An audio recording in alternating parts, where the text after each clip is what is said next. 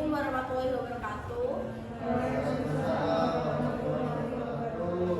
Kami dari grup 13, yaitu grup terakhir, akan mempresentasikan uji regresi linear sederhana. Sebelumnya perkenalkan anggota kami. Yang pertama, saya Sultan Gibran.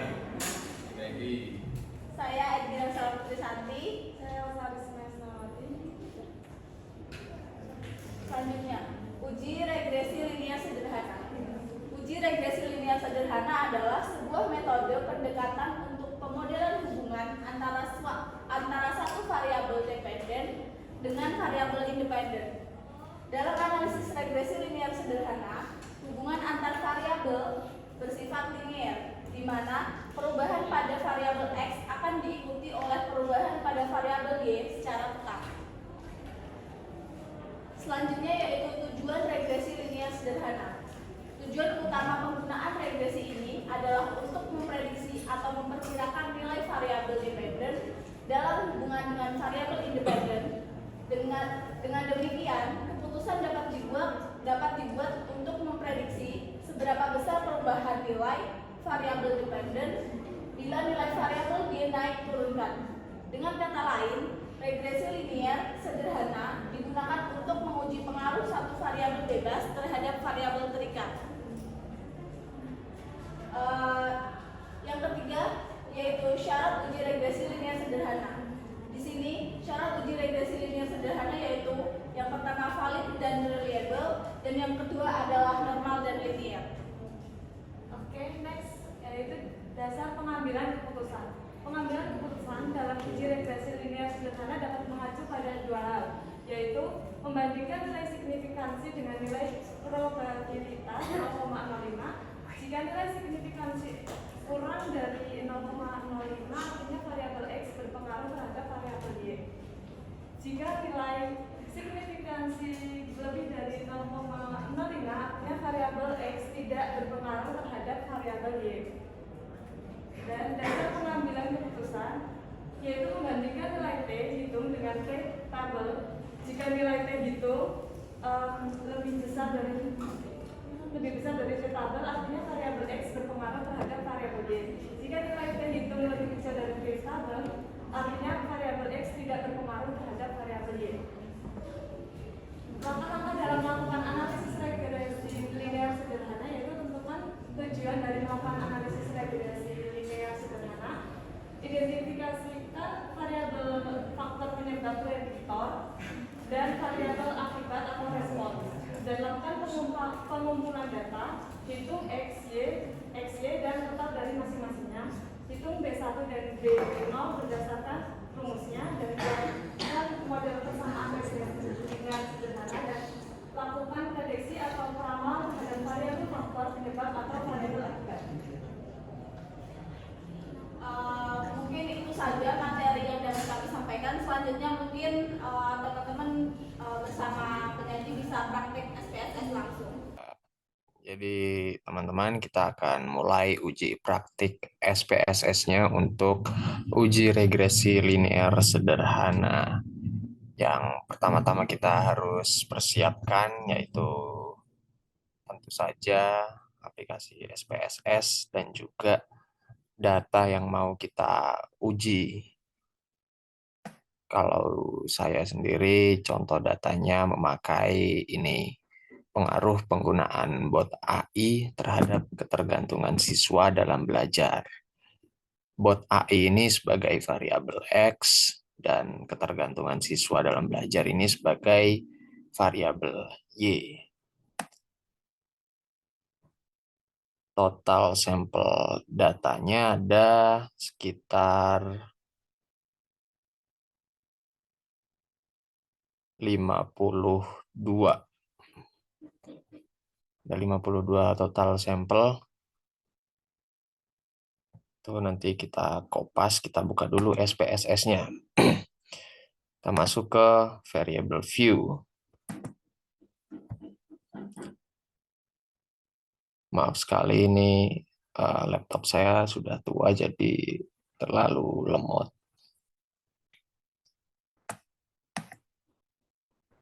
Bisa ditunggu.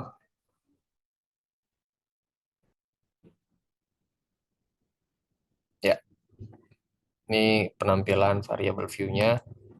Kita masukkan variabel X tadi, yaitu buat AI. X dan variabel Y. Variabel Y di baris kedua.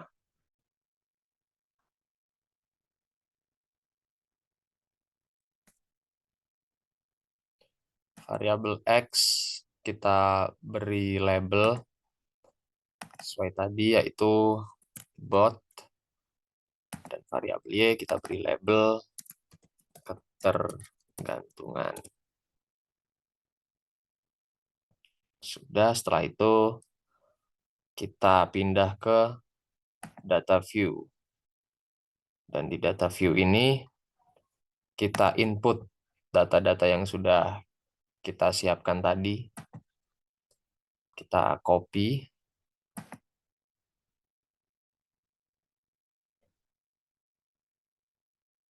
Kemudian kita paste. Bismillahirrahmanirrahim. Ya, kurang lebih seperti ini hasil data yang sudah kita input. Total 53 data ya ternyata.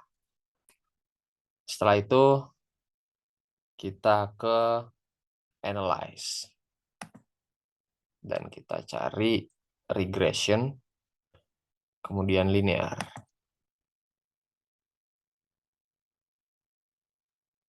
Di sini variabel X atau bot kita masukkan sebagai variabel independen, dan variabel Y ketergantungan kita masukkan ke dependent. Setelah itu oke. Dan kita tunggu hasilnya.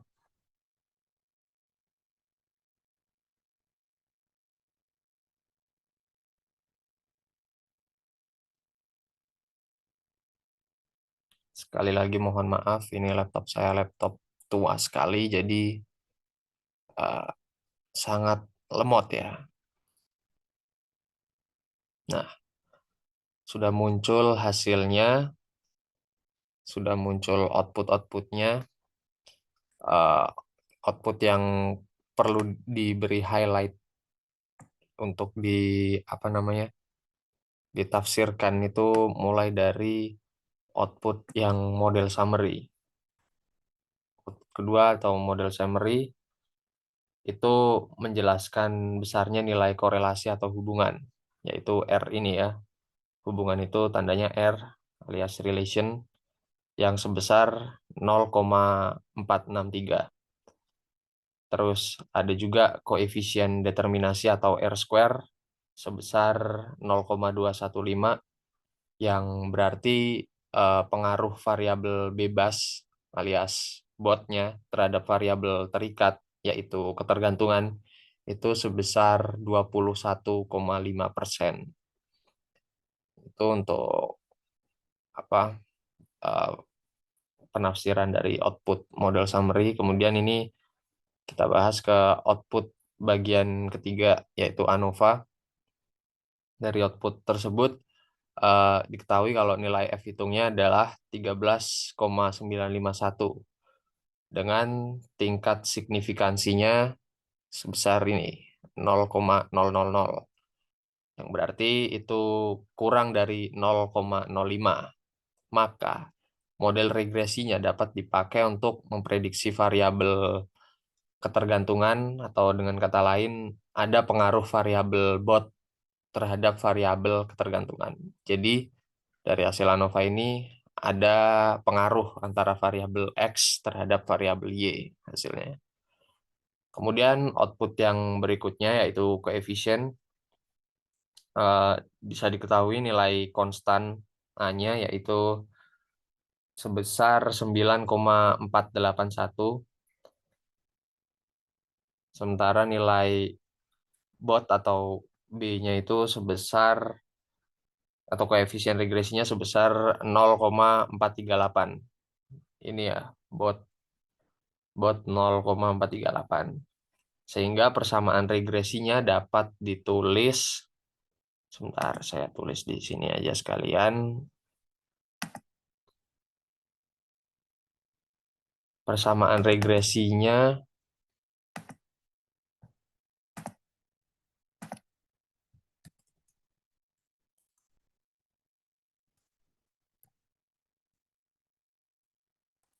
yaitu Y sama dengan A min BX, yang berarti Y-nya sama dengan 9,481 kurangi berapa tadi ya? Kurangi 0,438X.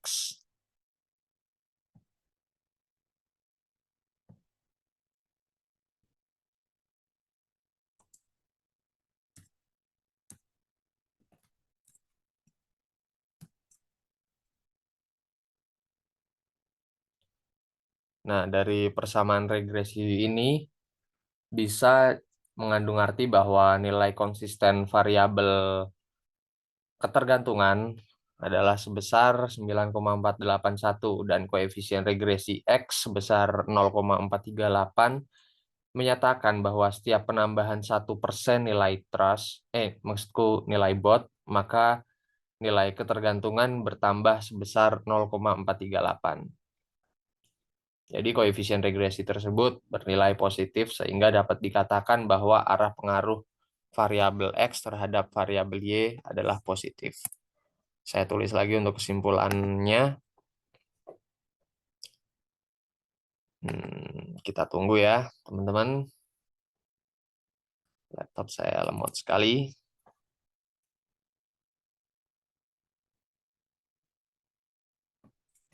Koefisien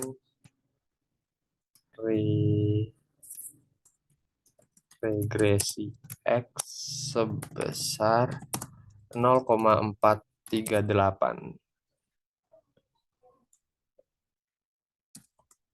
menyatakan bahwa setiap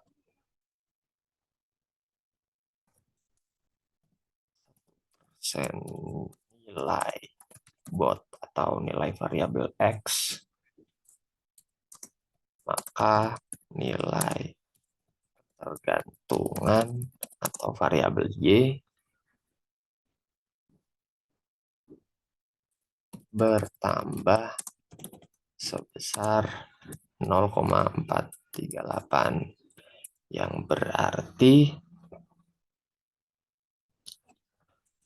koefisien regresi tersebut bernilai positif sehingga